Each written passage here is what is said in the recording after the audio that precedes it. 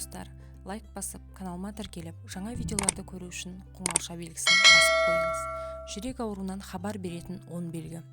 Адамның ағзасы көптеген үлкен мәселелердің алдын алу үшін кішігірім белгілер беріп отырады екен. Бастысы ол белгілерді назардан тыс қалдырмау керек. Әсіресе егде жастағы қарттар, сондай-ақ артық салмағы бар, қант диабеті және гипертониямен ауыратын адамдар денсаулығына салғырт қарамаған жөн.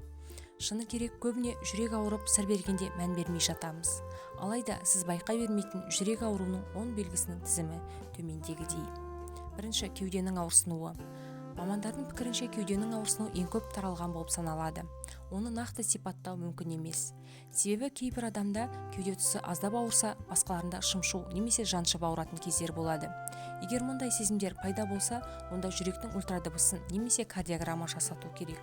Бірнеше минуттан астам уақытқа созылған қатты ауырсыну кезінде жедел жәрдем қызметіне жүгінген жөн. Екінші, тәбеттің жоғалуы, жүрек айнуы, асқазанның ауруы немесе ауырлық сезімі. Әрине, жүрекке ешқандай қатысы жоқ көптеген себептерге байланысты ас қорыту жұмысы бұзылуы мүмкін. Соның бірі ешқандай себепсіз жүрек айну немесе кеудедегі ыңғайсыздық белгілер байқалса, дәрігерге барған дұрыс. Себебі қан ағымының төмен болуы жүрек қызметінің нашарлығының белгісі. Үшінші, тістің немесе төменгі жақтың ауруы. Төменгі жақ пен тістердегі ауырсыну жүрек ауруының белгілері болып табылады. Ауыз қуысындағы бактерия қанға еніп, тамырларда қабыну тудыруы мүмкін.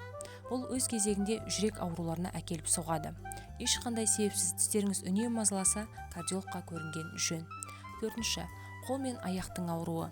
Сол жақ иығыңыз немесе бірден екі қолыңызда ауырсыну байқалса, бұл жүрек ауруының айқын емес белгілерінің бірі. Егер жақын арада дененің бұл бөліктерінде соққы немесе зақым алмасаңыз, маманға көрінген абзал. Аяқ тамырларында проблема болса, жүректі тексерту керек. Бесінші, тершеңдік. Денеде қанға адреналиннің жеткілікті мөлшерін жіберіп, жүрек соғуын тездетеді.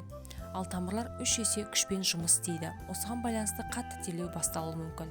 Бұл өз алдына қорқынышты емес, бірақ онымен бірге айқын әлсіздікпен ауырсыну болса, дәрігерге көрінген дұрыс. Себепсіз терлеу жүрек ырғағының бұзылуы туралы сигнал.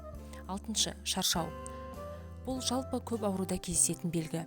Егер қимыл қозғалыс кезінде тез шаршасаңыз және бұл жағдайда бірнеше күн бойы жалғасса, онда кардиологқа көрінген жөн. Себебі әлсіреген жүрек толық қан айналымын қамтамасыз ете алмайды. Нәтижесінде ағзада қоректік заттар мен оттегінің жетіспеушілігі сезіле бастайды. Жетінші, естен тану немесе көздің қарауытуы. Көздің қарауытуы көру өткірлігінің төмендеуі түрлі себептерге байланысты болады. Жалпы себеп әдетте қан қысымының кенеттен төмендеуі, миға оттегінің жетіспеушілігіне әкеледі. Сондай-ақ естен тану және жүрек бұлшықеттерінің немесе жүрек клапандарының бұзылу салдарынан болуы да мүмкін. Сегізінші, қатты қорылдау. Кез келген адам ұйықтап жатып қорылдау жиі кездесетін құбылыс. Қорылдау шынымен де адам денсаулығы үшін қауіпті. Себебі қорылдаған кезде тыныс алу тоқтап қалуы мүмкін. Яғни, оттегінің жетіспеушілігіне байланысты адам инфаркт пен инсульт сияқты ауруларға душар болады. Сондықтан қорылдауды жай ғана әдет деп қарамай, уақытылы қаралған дұрыс. 9. Себепсіз ентігу. Тыныс алудың қиындауы қандағы оттегінің аз екендігінің алғашқы белгісі. Көбінесе физикалық белсенділік себеп болады. Оттегінің жетіспеушілігі қан айналымының нашарлауынан өз кезегінде жүректің бұзылуынан туындауы мүмкін. 10. Ұзақ уақытқа созылған жөтел. Көп жағдайда жөтел суық тигеннен пайда болады. Ұзақ уақытқа созылған жөтел аллергия немесе бронхитті асқындыруы мүмкін. Алайда көп жағдайда бұл жүрек ауруының белгісі болып табылады.